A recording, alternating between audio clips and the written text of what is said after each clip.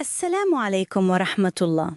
Al-Fatiha is the most repeated chapter in our lives, recited at least 17 times a day. Yet a single mispronounced letter can shift its meaning and affect the prayer. This surah isn't just an opening, it is the conversation at the heart of Salah. Bismillahir Rahmanir Rahim. Authentic narrations tell that Allah said, "I have divided the prayer between myself and my servant in two halves." Here, the prayer refers to Al-Fatiḥah, and each verse receives a response from Allah. When the servant says, Alhamdulillahi Rabbil Alameen, Allah says, "My servant has praised me." When the servant says, Ar-Rahman Ar-Rahim, Allah says, "My servant has extolled me." When the servant says, Maliki Yawmiddin, Allah says, "My servant has glorified me." When the servant says, Iyyaka na'budu wa iyyaka nasta'een, Allah says, "This is between me and my servant, and for my servant is what he asks."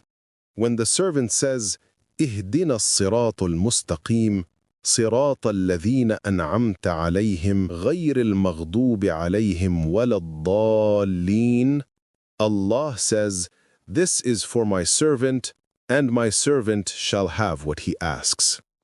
Every ayah is answered. That's why safeguarding wording and meaning in Al-Fatiha is an act of devotion, not just pronunciation. Some errors are minor and don't break the prayer, but still need care, while others change the meaning and invalidate it. Learning the difference preserves both the sincerity and the soundness of worship. Let's start with the clearest examples. To ground this in practice, what is a major mistake that actually changes meaning? A striking example appears in Ihdina as-sirat al-mustaqim. Some read it as Ahdina, turning "guide us" into "give us a gift." The correct, meaningful plea is Ihdina with the hamza of connection and the clear kasra at the start, ih. Another critical case is Iyyaka na'budu wa iyyaka nasta'een. Weakening the shadda to Iyyaka distorts the sense. The safe, correct form is firmly doubled Iyyaka.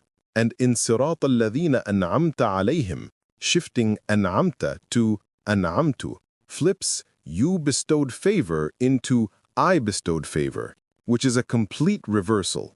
These are major errors because they alter meaning. If done knowingly, they invalidate the prayer. Unintentional slips while learning are treated with mercy, but they obligate continued correction. Before we get into the subtle slips, many people pause mid-flow in the last verse. What exactly goes wrong there?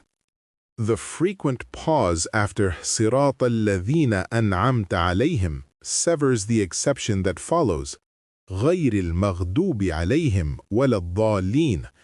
Ghayri is an exception that must remain attached. The smooth, correct flow in hafs is Ihdina as-sirat al-mustaqim, sirat al-ladhina an'amta alayhim, ghayril maghdubi alayhim waladdallin. Breath planning helps. Take a steady breath before the verse, keep a moderate pace, and avoid stopping right after an'amta alayhim. If a pause is unavoidable, stop earlier at a clean boundary, then resume from Sirat al-ladhina an'amta alayhim, ghayril maghdubi alayhim to preserve the link. After completing waladdallin, then say Ameen. Ameen is not part of the surah, but follows immediately. It's said aloud in audible prayers with the imam, and quietly in silent prayers. That connection keeps the meaning intact, the path of those you have favored, not the path of those who incurred anger, nor of those astray.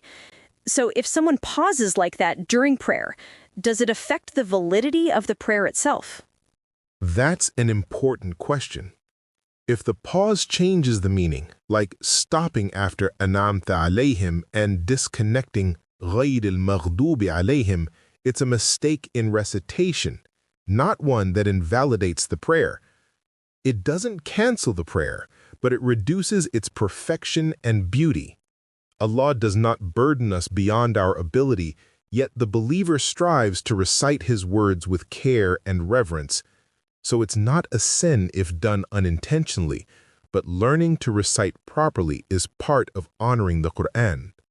So major mistakes hinge on meaning shift. What about the subtler slips most people don't notice? Subtle slips don't break the prayer but still need care.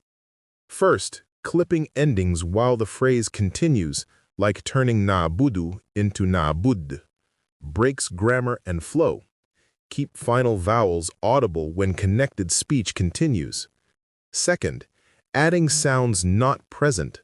Stretching na'budu ila na'budu introduces a letter that doesn't exist in the text.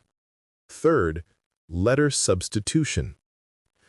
The correct form is as-sirata with emphatic sa, not sa or sha. It is as-sirata, not as-sirata, nor ash-shirata. Likewise, alladhina contains the, as in this, not za or dha. And ad-dhalin begins with a heavy dab, not da or dha. Fourth, vowel length and consistency in hafs. In hafs, Malik yawmiddini with a clear long a on ma. For learners, sticking to one qira'ah avoids unintentional mixing. The safe default is Maliki in hafs. Fifth, shadda and med, discipline. Keep the shadda firm in iyaka. Observe measured elongation where required, ar-Rahmani, ar-Rahimi, ad-dallin, without theatrical stretching. Quick favor, before we continue, like the video, drop Al-Fātiḥah in the comments, and subscribe if you haven't yet. Now, on obligations, who must recite Al-Fātiḥah, and what if someone forgets? Most scholars oblige al-Fatiha for imam, individual, and follower in every rak'ah. Others exempt the follower in loud prayers while listening. If missed and remembered before bowing, recite it. If after, complete the rak'ah at the end with sujud al-sahu. Keep learning. Inadvertent slips carry no sin. And leadership? Prioritize accurate recitation. One who persistently alters meanings shouldn't lead until corrected. Genuine limitations are excused within capacity. Those able should master essentials like ihdina, iyyaka, an'amta, as-sirata, alladhina, ad-dallina. Daily, consistent practice, minutes a day wins.